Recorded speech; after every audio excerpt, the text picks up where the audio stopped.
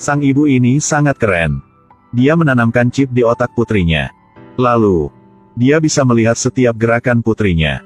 Sampai suatu hari, dia melihat satu adegan yang membuat dia sangat sedih. Cerita mulai seperti ini. Ibu tunggal melahirkan satu anak perempuan. Bernama Sarah. Pada hari Sarah berusia 3 tahun. Sang ibu membawanya ke taman untuk bermain. Tapi untuk sesaat tidak menemukan Sarah. Walaupun sudah menemukan putrinya. Tapi dengan pengalaman ini, sang ibu mengkhawatirkan anaknya sepanjang hari. Jadi dia diperkenalkan oleh orang lain. Mengambil bagian dalam percobaan yang disebut mata ajaib. Ini adalah desain yang dirancang khusus untuk anak-anak. Hanya perlu menempatkan chip di otak anak. Orang tua dapat memilih untuk menggunakan bagian otak yang inginkan di tablet. Lihat statistik fisik anak. Bahkan dapat melihat gambar di mata anak-anak. Ketika anak melihat gambar yang tidak bagus, sistem yang kuat ini benar-benar dapat mengaburkan gambar. Walaupun itu gambar berdarah di TV. Atau anjing di pinggir jalan menggonggong dengan keras. Di mata Sarah gambar-gambar itu dicensor. Mulai sejak itu, sang ibu tidak lagi merasa tidak aman. Tapi masalahnya adalah, hari itu kakek terkena serangan jantung, terbaring di lantai. Tapi saat itu di mata Sarah hanya gambar yang sangat buram. Dia tidak tahu apa yang telah terjadi. Sang ibu sedang di tempat kerja. Periksa tablet baru tahu situasinya. Beberapa tahun setelah kakek meninggal, Sarah tidak tahu apa artinya sedih. Karena dia tidak punya emosi. Dalam mata dia, tangisan ibu hanyalah sebuah gambaran. Kemudian Sarah tumbuh dewasa. Dia semakin penasaran. Karena di dalam dunia punya dia, lebih banyak gambar muncul. Meskipun sudah dewasa, tidak tahu apa itu darah. Teman sekelas mengira dia menyedihkan. Di halaman sekolah, tampil untuk dia lihat. Kali ini mulut temannya juga menjadi gambar. Sekarang Sarah baru tahu. Dia tidak tahu seperti apa darahnya. Setelah pulang ke rumah, dia menggambar di atas kertas dengan pena merah. Tetapi tidak bisa melihatnya. Jadi dia datang dengan ide yang berani. Dia menajamkan ujung pensilnya. Langsung menusuk ke jari.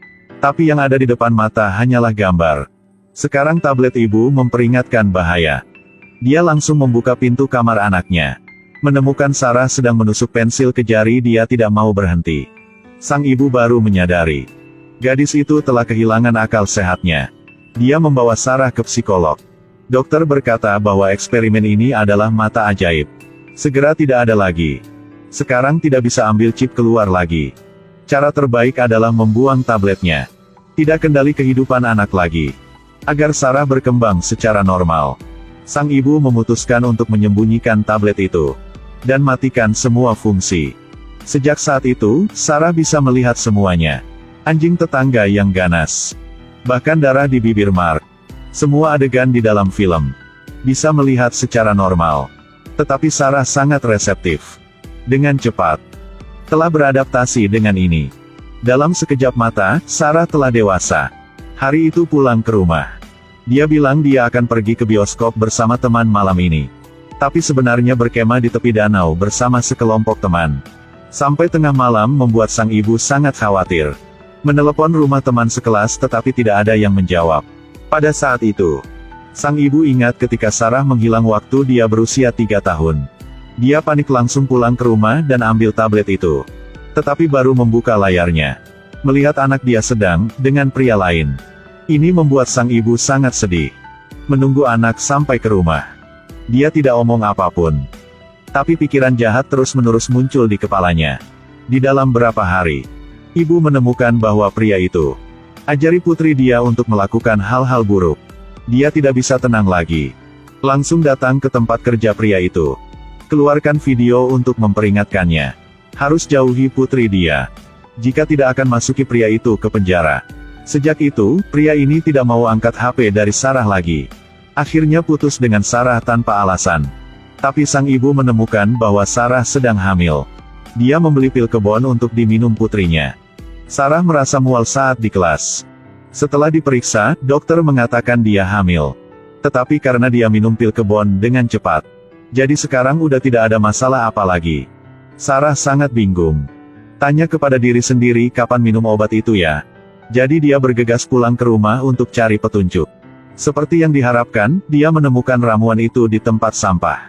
Ada juga tablet yang digunakan ibu untuk memantaunya.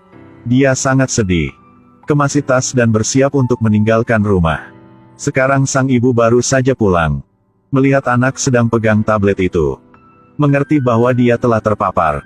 Dia langsung menjelaskan. Katakan, semua ini untuk kebaikanmu. Tetapi Sarah sedang ada di mana? Menghadapi ibu sedang berbicara omong kosong. Dia mengambil tabletnya untuk memukul kepala ibu. Dalam mata dia, depan mata hanya sebuah gambar yang tidak jelas. Ketika dia hancurkan tabletnya, Sarah baru sadar jika ibu dia sudah pingsan. Dia sangat panik. Ambil bagasi dan lari. Menunggu sang ibu bangun. Menemukan sang putri sudah pergi jauh dari rumah. Dia kehilangan anak sekali lagi. Anak yang dia sayangi. Dan Sarah sekarang duduk di mobil untuk pergi jauh. Ini benar-benar tidak sulit dikenali. Keinginan seorang ibu untuk mengontrol anak-anaknya sejak dini adalah penyebab akhir tragis ibu dan anak. Sebenarnya dalam proses kita tumbuh dewasa, banyak hal buruk yang akan terjadi. Dengan perlindungan berlebihan, tidak akan berhasil. Cinta terbaik itu adalah lepaskan pada waktu yang tepat, biarkan anak-anak berkembang dengan sendirinya.